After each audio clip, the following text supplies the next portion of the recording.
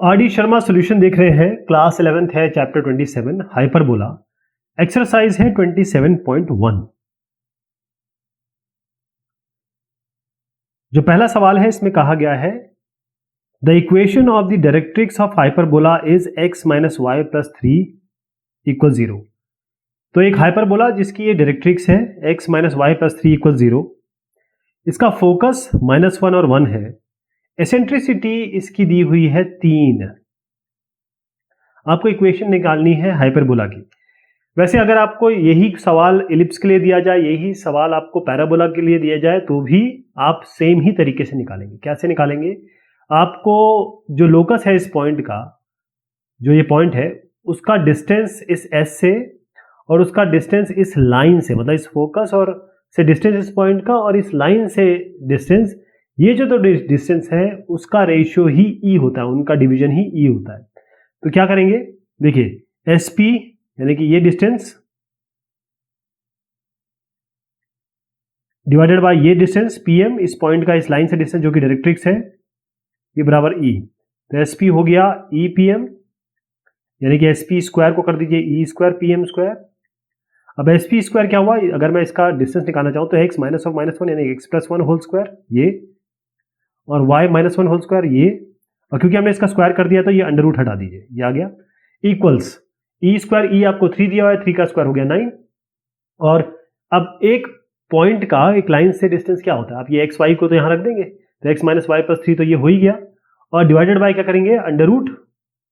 मतलब अगर मैं किसी एक्स वाई पॉइंट का इस लाइन से डिस्टेंस निकाल रहा हूं, जो कि हमारी है एक्स माइनस वाई प्लस 3 बराबर 0, तो क्या होगा? X minus y plus 3 divided by under root, इसका कोएफिशिएंट 1 स्क्वायर, इसका कोएफिशिएंट 1 स्क्वायर, माइनस 1 स्क्वायर का 1 ही हो गया, तो ये हो गया अंडर रूट 2। लेकिन हमने इसका स्क्वायर ले रखा है ना, तो ये ऊपर वाले का स्क्वायर यहां दिख रहा है आपको, अंडर रूट 2, ये अंडर रूट 2 बनेगा, तो इसका स्क्वायर करके 2 आएगा, तो 9/2। इसको रीअरेंज करेंगे, ये इक्वेशन आ जाएगी आपकी। अगला जो सवाल है इसमें ध्यान रहे 6 पोर्शन है, 6 सब पार्ट है।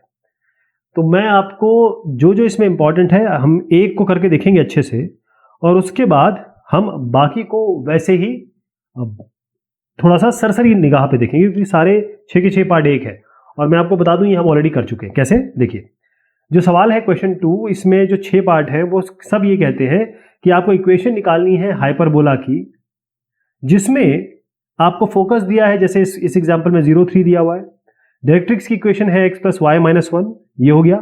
एसेंट्रिसिटी दी हुई है 2, तो वही करना है। S P by P M बराबर ई, तो एस पी बराबर बी बराबर पी एम बाई, ये ई है 2, तो 2 रख कर दीजिए, तो एस पी स्क्वायर बराबर 2 का स्क्वायर 4, और ये पी एम को यहाँ ले जाइए पी एम स्क्वायर। ये डिस्टेंस क्या निकालेंगे? x माइनस 0 का होल स्क्वायर, वाई माइनस 3 का होल स्क्वायर, और इस एक्स वाई का इससे डिस्टेंस क्या होगा? x प्लस वाई माइनस 1 और divided by 1 square plus 1 square under root 2। दोनों साइड को स्क्वायर कर दीजिए, क्योंकि हम यहाँ स्क्वायर कर चुके हैं। रीअरेंज कर दीजिए, इक्वेशन आ जाएगी। क्लियर है? ये जो अगली इक्वेशन है बिल्कुल सेम इसी तरीके से करना है, बिल्कुल कोई चेंज नहीं है, यहां भी कोई परिवर्तन नहीं है, एकदम सेम। ये आपकी केवल प्रैक्टिस के लिए आर डी शर्मा ने एक ही चीजों को अलग अलग नंबर्स के साथ दिया है, तो आप इसको एक को अगर समझ गए तो बाकी आप आराम से कर लेंगे। ये भी बिल्कुल एग्जैक्टली सेम है, यहां पर भी ऐसे ही है, बस ये a,0 दिया हुआ है, तो कोई इसमें फर्क नहीं पड़ेगा, आपको लॉजिक वही लगाना है। ये आखिरी जो इसका पार्ट है वो भी एकदम सेम है। रीअरेंजमेंट में थोड़ा टाइम लगता है, इस जगह पे थोड़ा टाइम लगता है, लेकिन ये आप कर लेंगे, क्योंकि ऐसे सवाल हम इलिप्स में बहुत कर चुके हैं। अब सवाल संख्या 3 पे आते हैं। इसमें भी आपके 5 पार्ट है, ध्यान रखिएगा 5 पार्ट है, और आपको एसेंट्रिसिटी निकालनी है, कोऑर्डिनेट निकालने हैं, फोकाई के इक्वेशन निकालनी है, डायरेक्ट्रिक्स की लेंथ निकालनी है, लेटस रेक्टम की, हाइपरबोला की। तो हम क्या करेंगे इसमें? देखिए, 2 तरीके के हाइपरबोला हो सकते हैं। हाइपरबोला हो सकता है आपका ट्रांसवर्स, हाइपरबोला हो सकता है कॉन्जुगेट। तो इन पांचों में एक जरूर कोई ना कोई एक ये ट्रांसवर्स होगा, कोई ना कोई एक आपका कॉन्जुगेट होगा, तो उनको देख लेते हैं। तो आपके पास इक्वेशन है 9x square minus 16y equals 144। तो मैं इसको क्या करूंगा? ये है 9x square minus 16y square बराबर 144। तो पहले तो दोनों साइड को 144 से डिवाइड कर दीजिए, तो 9/144 x square minus 16 y square by 144 equals 1। ये 9 144 16 से जाएगा, तो एक्स स्क्वायर बाय 16 माइनस ये हो गया वाई स्क्वायर बाय ये हो गया आपका 144, यानी किससे जाएगा 16, 9 1। अब आप क्लियर देख रहे हैं कि यहाँ पर एक्स स्क्वायर सामने है, वाई स्क्वायर इधर पे है। अगर यही वाई स्क्वायर और एक्स स्क्वायर इधर होता तो फिर हम ये बोलते कि ये वर्टिकल हाइपरबोला, या कहे कि ये फिलहाल तो हमारे पास ट्रांसफर्स है, वो कॉन्जुगेट हो जाता, लेकिन अभी हम ट्रांसफर्स देख रहे हैं। तो मैं बना देता हूं इसको।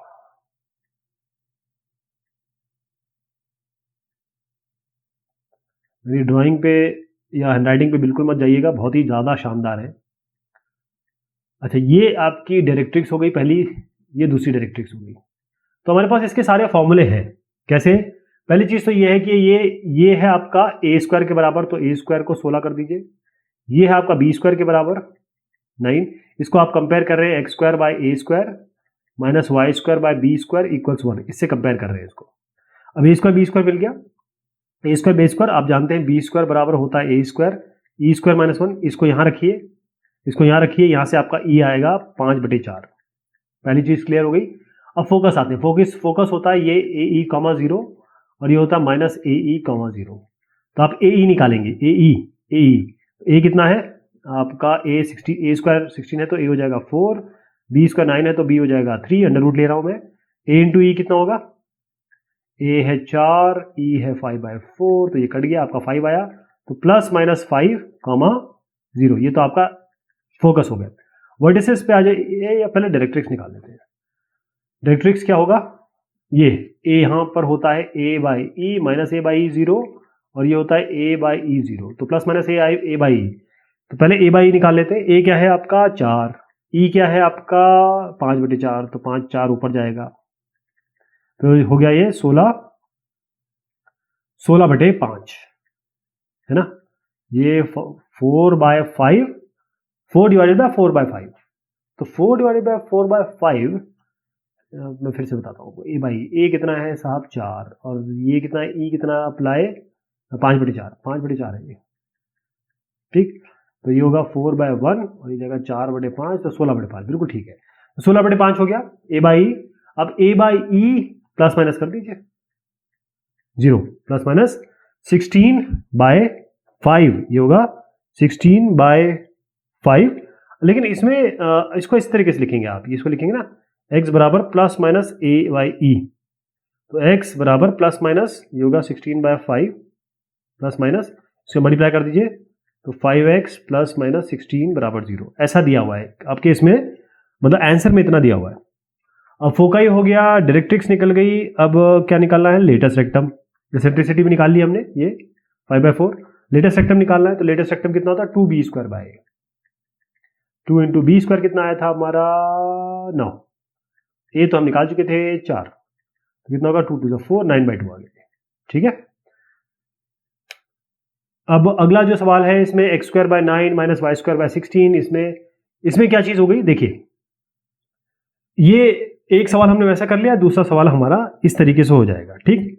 यहां पर क्लियर मुझे पता चल रहा है, अगर मैं इसको कंपेयर करूं x square by a square minus y square by b square बराबर 1, कैसे हमने इसको कैसे लिखा, 16x square minus 9y square, जैसे हमने पहले बताया था, इसको डिवाइड कर दीजिए आप 144 से, तो ये हो जाएगा, मैं यहाँ बता ही देता हूँ, 16x स्क्वायर और माइनस 9y स्क्वायर बराबर आपका है माइनस 144। ओके, तो पहले तो आप 144 से माइनस 144 से डिवाइड कर दीजिए सबको, तो यहाँ पर आएगा माइनस 144, ये हो जाएगा प्लस 144 और ये हो जाएगा प्लस 1। ओके, तो ये हो जाएगा वाई स्क्वायर क्या आएगा, y square by 16 minus x square by, ये हम ऑलरेडी देख चुके हैं, बाय 9 इक्वल्स 1। क्लियर हो गया। अब आप देखिए ये कंपेयर हम किससे कर रहे हैं, इससे, लेकिन ये तो ऐसा नहीं आ रहा है, ये आ रहा है y square by a square minus x square by b square equals 1, उससे कंपेयर कर रहे हैं। क्लियर हो गया, ठीक है। तो इसमें अब हम जो फॉर्मूला लगाएंगे थोड़ा इसमें बदल जाएगा। इसमें एसेंट्रिसिटी निकाले, जैसे हमने पहले पिछला बी स्क्वायर बराबर ए स्क्वायर ई स्क्वायर माइनस 1 लगाया था, यहाँ पर हम लगाएंगे ए स्क्वायर बराबर B square E square minus 1, ठीक। ए स्क्वायर आपके पास है, बी स्क्वायर आपके पास है, यहाँ रखिए ई आपका आएगा 5/4, ये क्लियर हो गया, ई आ गया। फोकाई के लिए क्या करना है, फोकस जो होगा, मतलब ये इस तरीके से बन रहा है आपका,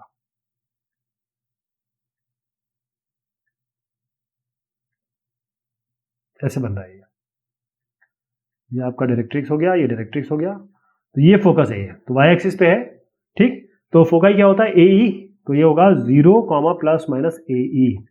तो फोकस निकाल रहा हूँ मैं, तो ये हो जाएगा 0, प्लस माइनस ए कितना है, ए कहाँ पर गया साहब, ए स्क्वायर हमने निकाला 16, तो अगर ए स्क्वायर 16 है तो ए हो जाएगा 4, और बी स्क्वायर आपका 9 है तो बी हो जाएगा 3, तो प्लस माइनस ए इंटू ई, ए कितना है 4, ई कितना है 5/4, तो 5 आएगा, ये 5 आएगा, तो प्लस माइनस 5 हो गया, फोकस निकल गया। अब आइए डायरेक्ट्रिक्स पे, डायरेक्ट्रिक्स कितना है 0, प्लस माइनस ए बाई ई, तो ए कितना है आपका 5/4, ई कितना है आपका, नहीं तो ई है, ए कितना हम लाए 4, और ये 5/4, ये फिर से 16/5 बनेगा, 0, प्लस माइनस 16। अच्छा मैं एक चीज़ बता दूं इसमें, ये जो मैंने आपको पिछले बार पहले बताया था ना, इस तरीके से आंसर है, तो ये आप ऐसे कर लीजिएगा। अभी मैं फिलहाल इसको वैसे लिख देता हूँ जैसे हमने सीखा हुआ है। ये आपका 16/5 हो गया, यहाँ तक क्लियर हो गया। अब जो लेटेस्ट रेक्टम है वो होती है 2b² a, 2b² a, और यहाँ पर अगर मैं इसको 2b² करता हूँ तो क्या आएगा, 2b² कितना है 3, 9, और 2 9, और ये a हो गया आपका 4, तो 9 2 18, पहले 2 2 4, 9/2, ये 9/2 लेटेस्ट रेक्टम इसका आ रहा है, ठीक, ये लेटेस्ट रेक्टम हो गया। ओके, क्लियर हो गया ये। चलिए ये दोनों बिल्कुल दोनों जैसे सवाल ले लिए हमने।